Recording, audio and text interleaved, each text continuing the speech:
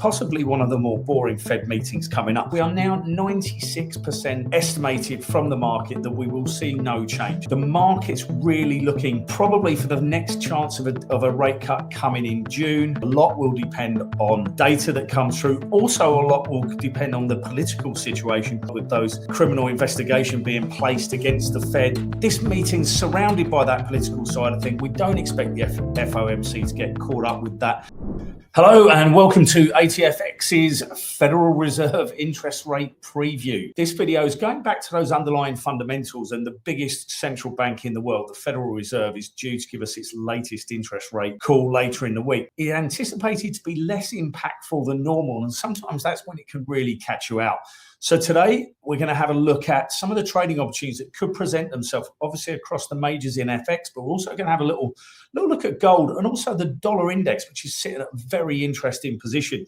So as always, if you haven't already, please hit subscribe below and we'll keep you up to date on everything that's going on. And there's a lot at the moment. So first of all, let's have a quick look at where the Fed sits. We are now 96% estimated from the market that we will see no change. That's because we saw that cut back in December. Data hasn't changed too much. Jobs have still remained weak, but we did see a dip in the unemployment rate. The key factor, we've still got inflation well above where the Fed likes to see it. Its favorite core PCE price index is hanging in there at 2.8%. They would like to see it down at 2%.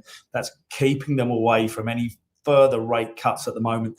The market's really looking probably for the next chance of a rate cut coming in June. I think there's an 86% chance priced in for March and then sort of a 72% priced in for April. But really June, we're up to about 50%. That's where we've got a chance. And obviously a lot will depend on data that comes through. Also, a lot will depend on the political situation with those criminal investigation being placed against the Fed. That took a big backlash. This meeting's surrounded by that political side of things. We don't expect the FOMC to get caught up with that. The market reaction we may get will be from the statement and from the press conference, probably expecting him to stay relatively conservative, but any hints at a slightly more hawkish or certainly less dovish move could see some moves in the dollar and obviously the converse side of things as well. That's pretty much where we sit, possibly one of the more boring Fed, but key for all longer term players. We will be looking at what the Fed does and how it's going to affect markets in the future. So bear with me and I'll bring up some charts. There's some potentially big trading opportunities, which we've already seen this week, but even more could be coming with this Fed call. So here we have the daily euro chart. As you can see, massive moves. The dollar has taken a beating over the last few sessions. And I suppose really over the last couple of weeks in January, in the first trading week of the year. So here we based out down here just under 116. Spiked all the way up to a high just yesterday on 119.06. We're sitting about 30 points below it. If we are around these levels, there's plenty of opportunity for moves.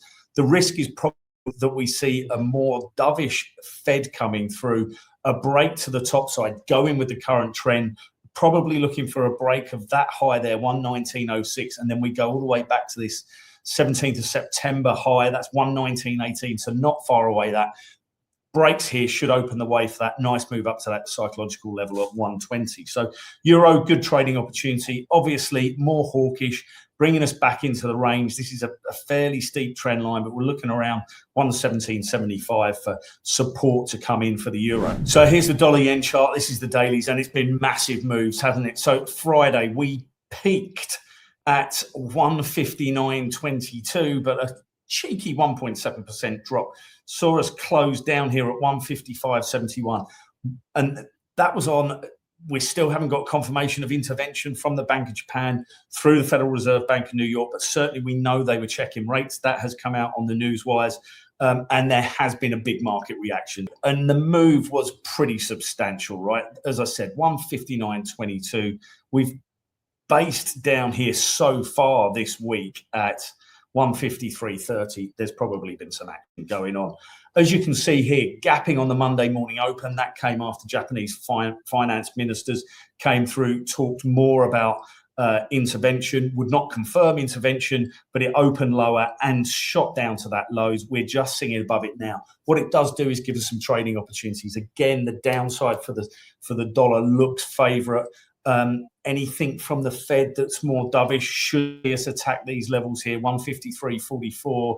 We were looking at that low at 153.30, but a break there really does open the way down to these stronger long-term supports around about 150.50. So good trading opportunity there. Of course, a more hawkish Fed as well, and maybe even a pullback in this intervention rhetoric opens the way to fill in this gap, and it is a huge gap, isn't it? So probably we're going to be looking initial resistance coming around about the Friday close. Then we're looking at this former support line. We're up at 158.10, and then of course all the way back up to those levels now. And we also know, of course, that the market loves to take on central banks when they come and intervene in markets, if indeed they did intervene. So potential for that move is pretty high. Bear with me. I'll go over and move to the world's favorite precious metal, gold, which has been moving and could well move on this Fed. So here we go. Here's the gold chart. Everyone will be very familiar with that. It has gone great gangbusters since last year, since it broke up in September, and this year alone, 2026. There's the low on the year, down at 43.09. We peaked yesterday at 51.10. That represents an 18% increase just in this year alone. In the last few weeks, I won't even go into silver, about 60%, but just looking at gold, same again. Risk is probably in a more dovish Fed that would take us to these highs if we don't get there in the meantime, and looking for a breakthrough. Once we're hitting these new highs, next level is probably the cycle level up at 5,200. Same again, and then you're looking at like 5,500. Crazy moves, but we've got to trade what we've seen. Again, a change in a more hawkish Fed could really change some things, and there's some big moves to correct if they want to come back down. Short-term support just under 49.50, longer term down here at 4,700, 46.90. Big potential for obviously big potential for moves in gold, and I have to mention silver as well because of the big percentage that we've seen. Now, just to back all this up, got an interesting chart that I only spotted today. Here's the dollar index. Bear with me while I bring it up, and we'll have a quick look at why this could exacerbate some of these moves I've talked about, especially on that downside for dollars. So here we go. Here's the dollar index chart. Very, very interesting. As I said, I only actually spotted it this morning going through my chart. I've gone all the way back to these lows back in 2021. Now, that's a long-term trend line. It's not the best. It hasn't got too many hits, but look where we based out. We based out just above there. And obviously, this is 57% euro. I think it's 17% dollar yen, certain percent of cable, but it does work sometimes. So I'm bringing this just in a little bit tighter to look what we've got. We based right on that line. Previous low back here, September 17th, 2025. That rings a bell, doesn't it? We just spoke about that. Low 96.21.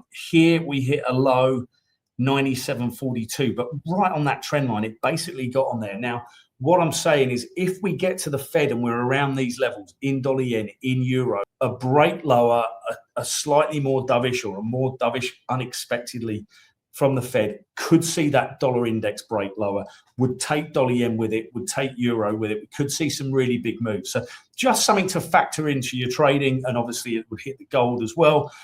Conversely, of course, a little bit of a pullback. We see a spike in this dollar yen, euro comes off. We could move back up, and it's a decent retracement. It'll take us back up to 99. We're on multiple month lows here in the dollar index. So just something to add into your trading mix to have a look at, sitting on that key level in the dollar index as well. But that's about it from me. Should be massive trading opportunities this week. The Fed is key, despite all the stuff that's going on around us from geopolitics. It could be a very interesting meeting. As I said, expectation isn't for much at the moment. Data hasn't really set us alight. We haven't really had too much coming through. So that could be just when it catches you off guard.